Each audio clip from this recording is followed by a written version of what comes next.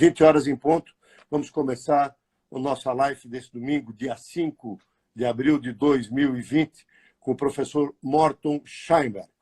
Cloroquina sim ou cloroquina não? O professor Morton Scheinberg é professor, doutor em reumatologia e imunologia, é um renomado pesquisador em doenças autoimunes, com publicações das melhores revistas médicas ao nível mundial.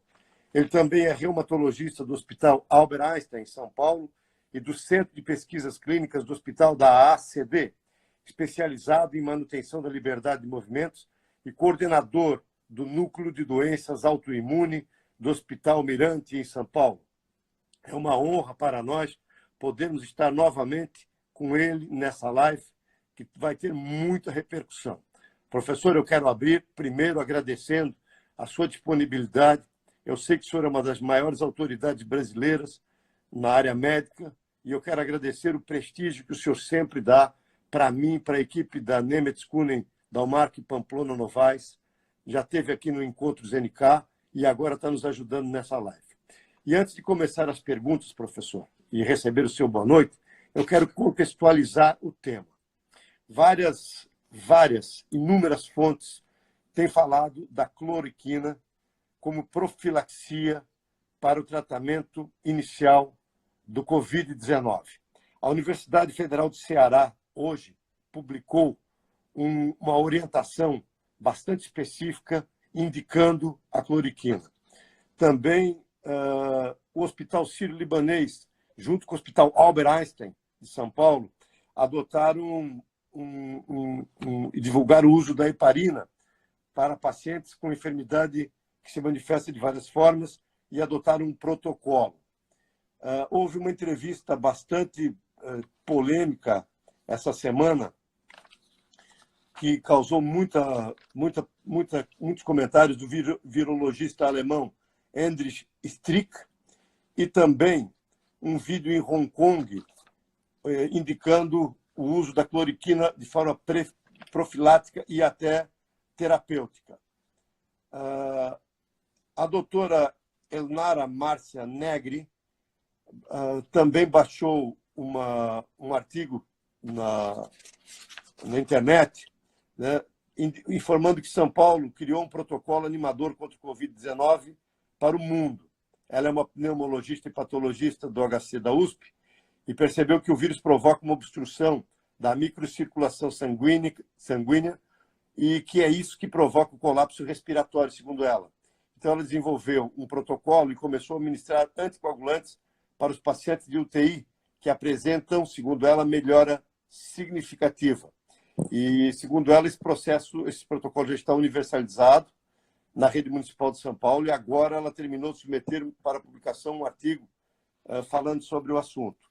Também vários infectologistas e vários virologistas se pronunciaram essa semana, como o Paulo Zanotto, o virologista Paulo Zanotto, que participou da elaboração de um protocolo que está sendo usado aí no Einstein nas fases iniciais da doença. Eu queria que o senhor confirmasse efetivamente isso.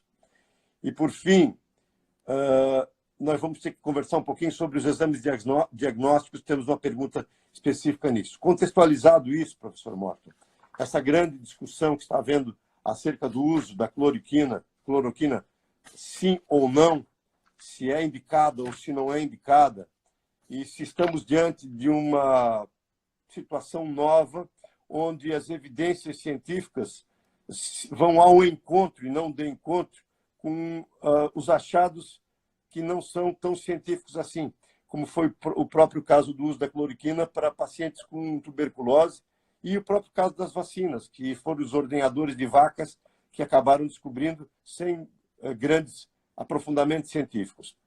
O que nós temos de verdade e o que nós temos de fantasia no uso da cloroquina para os sintomas dos pacientes portadores da Covid-19. Boa noite, professor. Muito obrigado.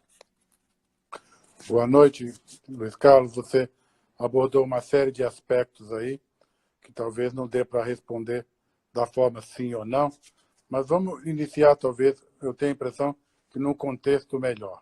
O contexto melhor que nós estamos hoje, e principalmente nós estamos no Brasil também, mas no hemisfério norte, na região do lado oeste dos Estados Unidos, como é que nós conseguimos diminuir o espalhamento do vírus? O que tem de específico hoje para fazer com que o vírus se espalhe cada vez menos? Então, já te digo de antemão que não é cloroquina. Quer dizer, o que vai conseguir fazer o vírus se espalhar cada vez menos é o distanciamento social. E esse distanciamento social é muito importante, porque boa parte da contaminação que acontece, possivelmente, nos contaminados, não ocorre necessariamente pelos pacientes que já estão contaminados, mas sim pelos assintomáticos, sem sintomas, ou que têm muito pouco sintoma, um quadro gripal muito leve e que já estão com potencial de transmitir enfermidade, transmitir o vírus para outras pessoas. Então, a pergunta é, a cloroquina seria útil nesse contexto? A resposta eu te digo, não, não, não. Não há evidências para isso. Então, saindo desse cenário, nós podemos ir então para o cenário paciente que tem a enfermidade porque foi contaminado, começou com sintomas que a gente chama de constitucionais, ou seja, febre, mal-estar, tosse seca leve, coriza, coisas desse tipo, até essa situação aí que para mim, de certa forma, foi meio nova, eu desconhecia isso, que é perda do olfato, o que chama de anosmia. Esse tipo de paciente é possível que ele poderia até se beneficiar de um medicamento tipo a hidroxicloroquina, porque existe ciência básica mostrando que esse medicamento que é utilizado em malária, nas enfermidades que eu estou acostumado a tratar, lúpus e artrite reumatoide, ele tem in vitro potencial de inibir a replicação do vírus. Trazendo isso para o cenário humano, a vida é totalmente diferente. O contexto científico é totalmente diferente. O que a hidroxicloroquina faz em células in vitro, onde o vírus contaminou essas células, infeccionou, incorporou seu genoma dentro dessa célula e replica. E é possível que a cloroquina tenha potencial de inibir essa replicação viral. Quando a gente traz isso para o ser humano, para a administração em vivo, a gente tem um potencial que isso poderia acontecer, mas a gente não tem demonstração real que isso realmente existe. Nós temos alguns estudos científicos muito preliminares, um deles, inclusive, é a primeira vez na minha vida científica, que já vai indo para mais de 40 anos, que eu vejo um trabalho científico sendo feito, não sendo submetido para publicação em lugar nenhum, e corre pelas redes sociais como um trabalho científico de valor importante, comparando 31 pacientes recebendo cloroquina e 31 não, pacientes com sintomas constitucionais ou com formas leves de pneumopatia, e daí se forma toda uma corrente dizendo que veja que esses pacientes, como eles melhoraram com a cloroquina. Como eles melhoraram, entre aspas? Melhoraram, entre aspas, porque foi criado pelo grupo chinês de Wuhan uma métrica criada por eles mesmos, que eles chamam de TTLR. O TTLR seria o time que demorou, T é por time, seria o time que demorou para clinical recovery, quer dizer, TTCR. Qual é o tempo que demorou para ele melhorar, não ter febre, parar de tossir? E nesse grupo de indivíduos, num trabalho que não foi visto ainda por revisão entre os pares para ser publicado ou não, houve uma diferença. Uma diferença que bateu na trave, viu, Luiz Carlos? Chegou a quase 5% de validade estatística de que quem usou a cloroquina teve um tempo menor de febre, em outras palavras, atingiu o bem-estar melhor. Isso faz que a cloroquina é realmente útil para o tratamento dessa enfermidade nos pacientes com as formas leves? Eu vou te dizer, no máximo sugestivo. No máximo sugestivo. Então, se as recomendações aparecem pelo poder das redes sociais de que a cloroquina poderá ser beneficiária para esse tipo de indivíduo, eu digo o seguinte, vamos usar. Até que venha provas que mostram que talvez a diferença num grupo menor, grupo muito maior, ou seja, não 31 pacientes, ou 62, 31 de um lado, 31 de outro, mas em 2.000 pacientes. Esse estudo vai começar a ser feito agora. Vai ser feito em New York, vai ser feito em Washington State, durante 2 semanas. Esse é um outro cenário também. A gente não sabe quanto tempo de dar essa cloroquina, com que dose seria dado. Tem muito de achiometria em tudo isso. Então, nós precisamos de estudos bem padronizados para que a gente pudesse chegar e dizer cloroquina, sim. Eu acho que agora, no momento, o máximo que dá para dizer cloroquina, talvez. E esse talvez seria numa expectativa eminentemente off-label, né? Nada... E aí vem uma pergunta não, complementar. Off-label porque a bula desse produto não está ligado a... Tudo isso é muito novo. A Anvisa vai precisar, eventualmente, entrar nisso e aprovar para que seja incorporado dentro da bula. Mas não foi o que aconteceu lá em cima. O Trump, pelo poder da caneta, da presidência dos países mais poderosos do mundo, fez com que o FDA sugerisse que poderia haver indicação para isso. Então, eu não sei se o termo off-label está correto aqui.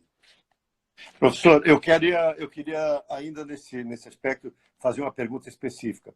Primeiro, fazer um comentário em cima da sua primeira pergunta. Eu quero trazer um dado aqui extremamente importante. E é um dado que eu tirei de um site de credibilidade, que é o site da Jerusalém Post. 7 milhões de habitantes em Hong Kong, densidade populacional de 7.000 pessoas por quilômetro quadrado, densidade 60 vezes maior do que a França. Em 30 de março, contabilizava 600 casos de Covid-19 e apenas 4 mortes. 100% das pessoas nas ruas com máscara. Não há confinamento, somente escolas fechadas. E eu vi as imagens. Nova York também tem 8 milhões de habitantes, com 500 mortes por dia. Alsácia, com 1,8 milhões de habitantes, ou seja, 200 habitantes por quilômetro quadrado, é 40 vezes menor que Hong Kong. Até o final de março, tinha quase 500 mortes. O uso de máscaras, portanto, é muito mais indicado preventivamente do que a contraindicação específica da cloroquina, como muitas pessoas têm falado, querem tomar cloroquina no sentido preventivo. A melhor prevenção é a máscara? Bem, respondendo pontualmente a pergunta, a máscara colocada de forma apropriada, ela é preventiva. Ela é preventiva para a natureza das gotículas que poderiam sair das narinas, do orofaríngeo e contaminar pessoas que estejam próximas. Se você está com uma distância razoável, que o americano chama lá de 6 feet, quer dizer, alguma coisa em torno de meio metro de distância, um pouco menos, a chance de que você precise de máscara é menor, mas é mais recomendável que você use a máscara. Eu acabei de mandar um comentário para um grupo aqui. Eu estava lendo o New York Times hoje, ainda não terminei de ler. Então, vocês têm uma situação no Brooklyn Hospital, em Queens, onde você praticamente não tem mais ventiladores. 94 ventiladores foram usados. Tem 12 médicos, e tem inclusive gente com 19, 20 anos que se contaminaram. Então, nem tudo nesse cenário de comportamento do vírus está bem explicado. Não é só o sistema imune, não é só as comorbidades, tem coisas que a gente eventualmente não vamos descobrir agora, que vai acabar descobrindo isso lá para frente. Então, o que acontece em Hong Kong, primeiro que a máscara está sendo usada de forma muito ampla, e segundo, porque é possível que essas variabilidades geográficas tragam informações de natureza genética e fenotípica para nós, que nós não estamos sabendo ler ainda. Muito bem. Professor, a semana passada o senhor falou com relação ao tratamento de plasma de curados. O que evoluiu nessa semana com relação a esse assunto? O primeiro cenário é que a gente está começando a ter um número maior de pacientes que estão curados. E esses pacientes que estão curados, eles passam a ter um potencial que o plasma de convalescente deles possa ir no banco de sangue, retirar, fazer o procedimento que a gente chama plasmaferese e guardá-los no congelador e fazer indicações para pessoas que estão com formas graves dessa enfermidade. Aqueles que estão iniciando em ventiladores ou que estão há vários dias com a doença que não está determinando para que caminho ela vai tomar. Esse tipo de protocolo vai começar a ser feito. Inclusive, eu vi uma informação que talvez venha a ser feita no Brasil também. Mas isso já deu certo em várias outras situações virais, ébola, o H1N1, o SARS-2, desculpa, o 1, em outras palavras, plasma de convalescente tem efeito neutralizante para as viremias que estão avançando, destruindo células, no caso do pulmão, e tem um potencial terapêutico, esse sim, esse tem um potencial terapêutico específico, sem questionamento. Os resultados científicos vão mostrar isso. Professor, as informações que a gente tem de que hospitais de ponta, como Einstein e como o Sírio, em São Paulo, têm adotado a cloriquina. Se o senhor caísse doente, ou eu, o senhor meu médico, o senhor indicaria a cloriquina para mim? Eu vou responder não do jeito que você colocou, mas quase que do jeito. Não tem como você não tomar. Porque se você começar a evoluir de uma forma em que você está com pneumopatia leve, indo para moderada, a sua saturação de oxigênio começa a cair, e existe risco que você vai precisar ir para terapia intensiva aí, ser entubado, não tem outro jeito, porque a gente não tem ainda... O tratamento ideal não seria cloroquina. O tratamento ideal seria um antiviral específico. Só que a gente não tem ele ainda.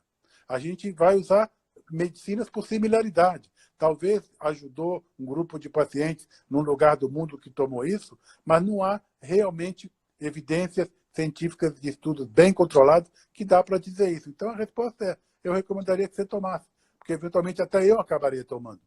Porque a fraqueza humana é maior do que esse cenário que eu acabei de descrever aqui do rigor científico. Professor, e outra pergunta que tem feito aqui, o Dr. Luiz Fernando Pamplona Novaes me fez essa pergunta hoje durante o dia, com relação aos testes. A importância dos testes e o Luiz Felipe Pamplona Novaes, desculpa, a importância dos testes, a massificação dos testes. Por que nós estamos levando tanto tempo para testar os pacientes com doença? Bem, deixa eu responder isso em cenário A e cenário B. Existe o cenário A, que é o cenário que você fez o teste e mostrou por testes moleculares que você tem o vírus, está com o vírus. Pode ter muito pouco sintoma ou pode ter tido uma evolução muito mais séria e foi aí para uma terapia intensiva. Esse tipo de teste determina o momento. E esse tipo de momento é um teste que demora vários dias. Estão havendo tecnologia para fazer com que ele demore menos a resposta, mas esse tipo de teste eu não creio que vai ser fundamental para fazer com que a gente achate a curva. Como o americano fala, tem uma entrevista no New England Journal dessa semana, dos editores, we need to flatten the curve. Nós precisamos achatar a curva de disseminação da doença. Isso você vai conseguir sabendo quem está imune e quem não está. Isso você vai conseguir com os testes rápidos. São técnicas modernas com grau de positividade muito alto, se você realmente tiver o teste positivo. Infelizmente, ele não é necessariamente a mesma resposta se ele for negativo, principalmente porque ele precisa ser feito alguns dias depois da doença e a qualidade técnica desse teste ainda fica a desejar, no sentido que ele consegue detectar todos os pacientes que tiveram a infecção e foram imunizados. Eu acho que ficou claro do jeito que eu coloquei para você. Eu acho que sim. Ele ainda questiona a questão da pesquisa de IgM e IgG. É porque o tipo de anticorpo que o vírus provoca, como todos os outros vírus, é que quando a resposta inicial está acontecendo, a gente consegue, nesse teste rápido, que é por técnica de imunocromatografia, é um teste que pode ser feito com você, com uma gotinha de sangue da polpa do dedo, você nem saindo do carro, tipo drive. E ele, dando o IgM positivo, quer dizer que você já está em evidência e está tendo a infecção, está desenvolvendo a infecção pelo teste rápido. E alguns dias depois, essa IgM cai e o IgG se torna positivo, mostrando que você está protegido dessa virose. Nós tínhamos duas perguntas. Perdão. Pode falar. Nós temos duas perguntas, mas eu acho que o senhor já abordou bem. O doutor Pedro Gás é um otorrinolaringologista aqui da cidade, e também da doutora Aline Dalmar, porque nós estamos sendo muito questionados sobre a questão ética dos médicos, né? Então, os médicos nos perguntam, o paciente quer tomar a hidrocloroquina ao invés de esperar. né? E a gente tem dado orientação dizendo que, olha, pega um consentimento informado bem feito do paciente que ele quer tomar a hidrocloroquina. Eles perguntam se essa nossa indicação contraria, há uma contraindicação específica para o não uso com relação a isso. Eu queria que o senhor abordasse a questão ética disso, porque os médicos estão assustados com essa posição. O paciente chega lá, lê as notícias na internet, acha que está informado com relação ao tratamento, vê esses protocolos de pesquisa sendo iniciados em alguns hospitais, em alguns serviços. A própria entrevista do Giuliani com um médico de Nova York que disse que curou 450 pessoas, que viralizou na internet, e os médicos perguntam, eu dou ou não dou? Né? Há uma contraindicação específica com relação a não dar? Me parece que o senhor já respondeu isso, mas não custaria reforçar.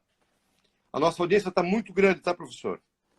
Deixa eu lhe dizer o seguinte, responder isso de forma um pouco mais ampla. Você, quando dá um medicamento, você, apesar que você talvez não tenha todas as evidências para dar, ou ele ajuda, ou ele faz mal, ou ele não faz diferença. No caso da cloroquina, infelizmente, ou talvez felizmente, se mostrar que ele realmente é útil mais lá para frente, existem evidências mais ou menos científicas de que ele ajudou na China a certo grupo de pacientes que, curiosamente, tiveram uma associação junto com o antibiótico. Mas como é que o antibiótico vai ajudar quando ele não tem nenhuma propriedade antiviral? Então, a azitromicina está acoplada aí a essa tentativa de cloroquina para pacientes portadores de corona. O nosso Ministério, inclusive nas formas graves, colocou uma normativa de que ele faz parte do tratamento. Mas aí é um cenário muito mais onde o pânico está participando da decisão do que realmente existe um cenário ético no meio. Eu acho que vai ser muito difícil o médico conseguir evitar que o paciente contaminado...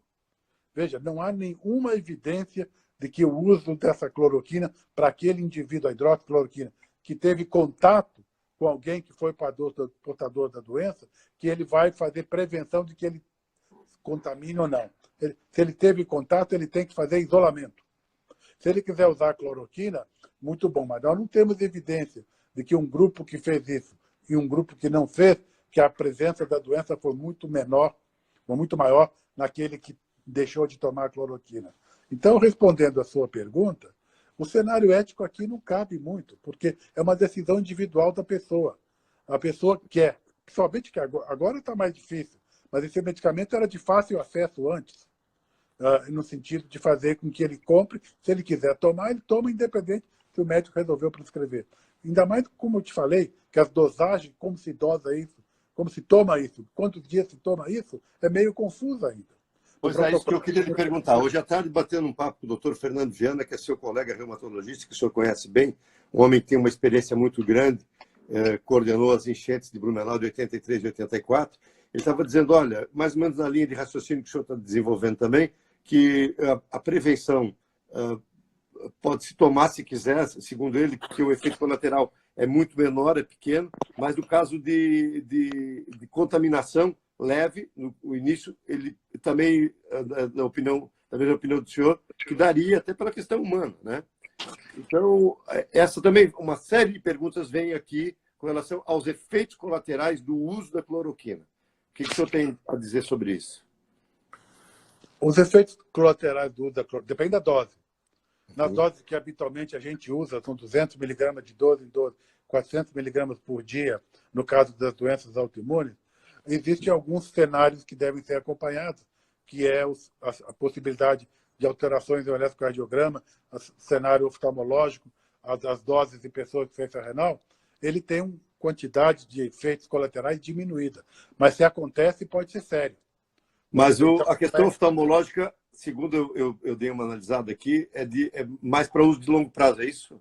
É verdade, é para uso de longo prazo. Mas só mencionando genericamente que não é uma droga totalmente desprovida de efeitos maléficos. Mas o contexto eu estou usando porque eu acredito que vai evitar que eu, tendo contato com alguém que foi positivo, eu vou ser contaminado. Não é, nós não sabemos isso. Nós não sabemos por que... Não é uma vacina, né? Nós não sabemos por que um grupo de 100 pessoas que tiveram contato numa festa social, isso houve inclusive no Rio de Janeiro, no Country Club do Rio de Janeiro, um número de pessoas que se contaminaram por uma pessoa que estava contaminada tinha vindo do exterior. Isso aí está em redes sociais aí já faz algumas semanas. Mas tem muita gente ali que não se contaminou e que teve contato. Então, esse cenário é que traz a incerteza que vai ser difícil provar que a cloroquina realmente é benéfica se não for feito um estudo controlado, clínico, com um número grande de pacientes, para que tenha poder estatístico de conclusão. Senão, fica nessa situação isolada. Essa situação, voltando um pouco essa situação do Giuliani com o colega Zelenko lá de Nova York, é muito misteriosa. Eles falam em número de 500 pessoas. Que tipo de 500 pessoas foram essas? Quem teve contato, aquele que teve uma coriza, aquele que teve uma forma muito leve. Eu te digo o seguinte, Luiz Carlos, se você tiver forma séria de pneumopatia, precisar ir para a UTI, se você não fizer o tratamento convencional clássico que nós sabemos, de controlar a oxigenação, de ser entubado precocemente, que é a tendência maior, o uso de antibióticos se houver infecção secundária, se você está naquele grupo que vai acabar saindo, porque fatores que estão por aí no meio que a gente não sabe, você vai acabar saindo. Se você não fizer isso, você vai a óbito. E se a cloroquina estiver no meio ajudando, ótimo. Mas eu tenho pouca convicção de que é a cloroquina que vai ser o game changer, que vai virar o jogo. Muito bem. E qual é a oportunidade, o senso de oportunidade que nós estamos tendo agora para estudar uma doença misteriosa, né? E quanto de riqueza ela está nos ensinando com relação ao pouco que nós sabemos sobre o todo, né? O senhor acha, então, que o caminho, segundo a sua opinião, o caminho do soro é o possível? E a vacina, professor? O senhor já falou domingo passado que acreditava que em questão de ano a estaria disponível. Essa semana, de novo, um laboratório israelense comunicou o início dos estudos em humanos para uma vacina. Segundo eles, de 3 a 6 meses teriam os resultados efetivos. O que o senhor pensa sobre isso? Tem condições de opinar? Eu primeiro vou tomar a liberdade de corrigir alguma coisa que você falou aí. Se você acabou se expressando dessa forma. A doença não é misteriosa, Luiz Carlos. Ela é a história de um vírus que a gente não tinha conhecimento dele. Mas aí, o comportamento dele é semelhante aos outros vírus, ao H1N1, ao SARS-1.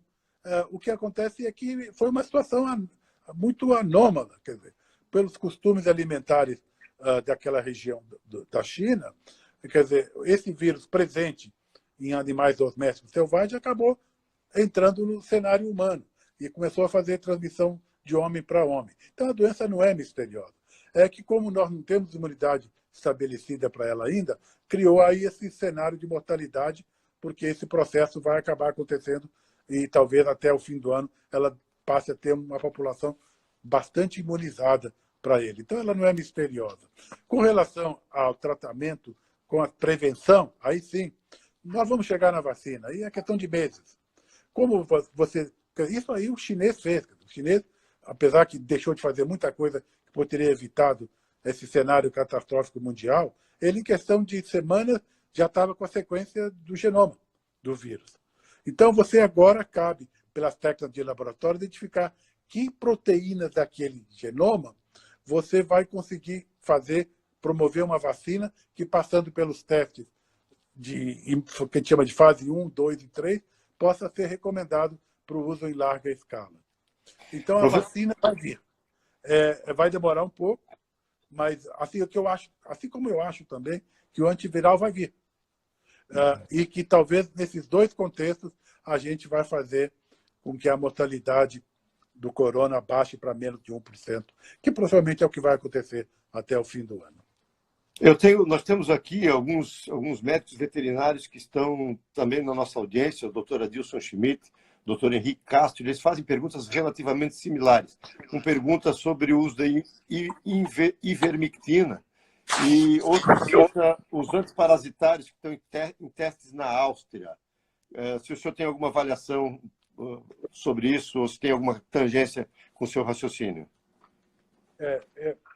Eu vou responder com todo respeito aos veterinários. Eu prefiro chamar isso de anedoctal por enquanto. Ótimo. Vamos deixar assim por enquanto. Se eu tiver que mudar isso lá na frente, eu mudo. Mas no momento é anedoctal. Principalmente em relação à ivermectina, que eu acho que ele está se referindo a esse antiparasitário. Professor, a gente já está indo para a fase final, já estamos com 30 minutos, a gente sempre combinou de 20 minutos, e eu quero lhe fazer duas perguntas ainda que são muito importantes. Em que fase da curva nós estamos no Brasil? O senhor tem condições de avaliar isso? Nós estamos em que fase da propagação do Covid-19?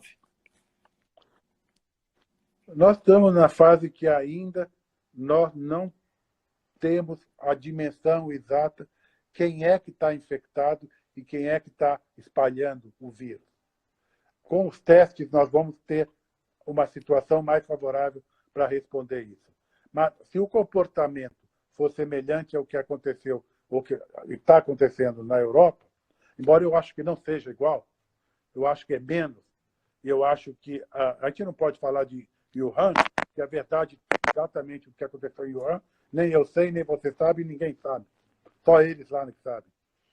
Porque omitiram muito da sequência toda que isso aconteceu. Nós só sabemos que a cidade parou. Wuhan ficou parada 2 meses. Mas qual realmente o número de pessoas infectadas lá, a gente não sabe, e quantidade de óbitos também não sabe. Ou os que falam, talvez não seja verdadeiro. Nós estamos chegando no pico da curva. E eu acho que mais 1 a 2 semanas nós vamos começar a descer. Tudo isso está chegando. Enfim, nós, com os testes, nós vamos saber quem é que está espalhando e como é que nós estamos conseguindo diminuir o achatamento da curva. E isso aí vai ser a forma pela qual nós vamos conseguir fazer com que a nossa vida anterior volte ao normal. Que, em outras palavras, a normal anterior é que a gente era feliz e não sabia. Não é, Luiz Carlos? E agora a gente está percebendo que nós éramos felizes e não sabíamos. É verdade. Agora, uma pergunta bastante subjetiva, mas eu sei que o senhor pode responder. Manter a saúde em casa, fazer exercícios, alimentação regular, prevenção, é fundamental, até para a saúde emocional, porque nós nunca vivemos isso. A nossa geração inteira não viveu isso. Eu vou pedir licença para dizer, nós aqui de Santa Catarina, os mais velhos, viveram uma quarentena em 1983 e 84, uma situação muito pior, sem água, sem luz, sem internet, sem comida, sem hospitais. Ficamos debaixo da água. O seu amigo, seu conhecido Esperidão a mim e a esposa Ângela coordenaram essa tragédia aqui nesses 2 anos. Então, o que fazer nesse momento para manter a saúde emocional também, professor? Você diz a saúde emocional, inclusive no cenário depressivo. Isso. Seria no sentido de exercícios físicos, no sentido de aí expandir a atuação digital, procurar evitar o contato com aglomerados que possam fazer com que o infectado dissemine a doença e torcer para que a gente consiga, nas próximas semanas, conseguir achatar essa curva e começar a fazer inclusão social mais horizontal. Professor, eu quero agradecer muito a sua participação de novo nessa live, né? E eu quero dizer que eu, pessoalmente, vou continuar em casa ainda, né? Eu sou do grupo de risco e cada um vai tomar sua decisão. E vamos torcer para que isso passe logo, que essa situação nova renove em nós o sentimento de solidariedade, de compreensão, de ajuda mútua. E quero aproveitar a nossa grande audiência, que a gente está tendo no dia de hoje, para parabenizar de forma efusiva toda a classe dos profissionais da saúde em seu nome. Agradecer, parabenizar e pedir que vocês recebam as proteções que precisam da fonte divina, né? E sem vocês, agora, nós não seríamos nada. E talvez isso tenha sido um dos grandes sinais para a gente novamente dar valor para a classe da saúde, a classe dos pesquisadores, os médicos, os enfermeiros, os laboratoristas, os farmacêuticos, enfim, todos que compõem essa grande gama de pessoas que fazem da sua profissão uma missão a serviço dos outros. Professor, obrigado, muito obrigado de novo. Eu vou repetir que vamos colocar essa live a partir daqui a pouco, de algumas horas, no YouTube. E quem não pôde assistir ela inteira vai poder assistir. Eu roubei do senhor 5 minutos a mais hoje. E eu vou te falar. Então, de 5 a gente vai para 6 minutos. Tá bom, professor. Respondendo. Cloroquina, sim. Do jeito que está colocado, a resposta é não. Cloroquina, talvez, pode ser que sim. Só que o contexto científico para isso nós não temos ainda. Eu, como especialista em doenças autoimunes, eu te digo o seguinte, eu tenho pacientes com lúpus que estão muito bem tomando medicação apropriada e tomando cloroquina. E não é infrequente, mas também não é tão frequente, um número pequeno de pacientes com lúpus que deixam de tomar cloroquina e algumas semanas ou meses depois, deixam por alguns motivos, e o médico nem sabe, venham com a reativação da doença. Então, nesse cenário, não há dúvida científica que a medicação é útil.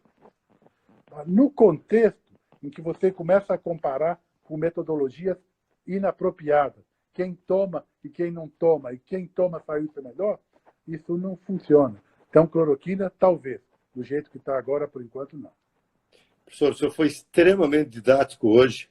É claro, absolutamente claro, transparente. Eu acho que o nosso público ficou muito enriquecido com a sua palavra de autoridade, né, médica, como clínico, como reumatologista, como infectologista, professor, com vários inúmeros trabalhos publicados. Eu vou referir uma coisa: o professor Morton é desprovido de vaidades, mas ele, há 3 ou 4 anos atrás, foi o primeiro brasileiro a receber o prêmio da Academia Americana de Medicina, pelo conjunto dos seus trabalhos com relação a lúpus. Ele é considerado uma das maiores autoridades em lúpus do mundo, né?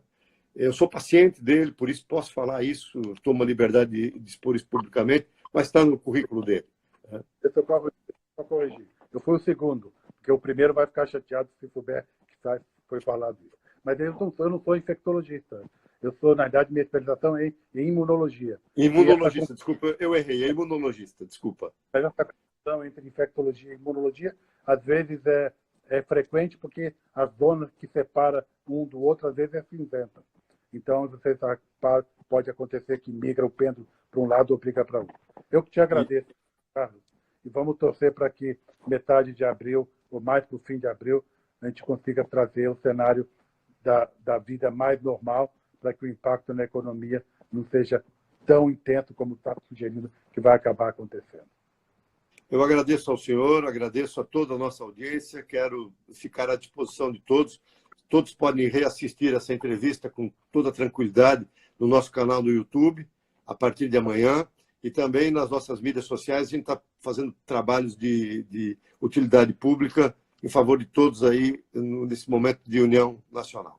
Professor Morton, obrigado, uma boa semana, fico sempre à disposição, extremamente agradecido a quem ficou conosco e de modo muito especial ao senhor pela sua paciência, o seu carinho e também pela sua dedicação para a ciência médica. Boa noite, professor. Boa noite, muito obrigado. Eu que te agradeço. E agradeço a todos que procuraram linkar e assistir a entrevista. Um abraço, pessoal. Boa noite para todos.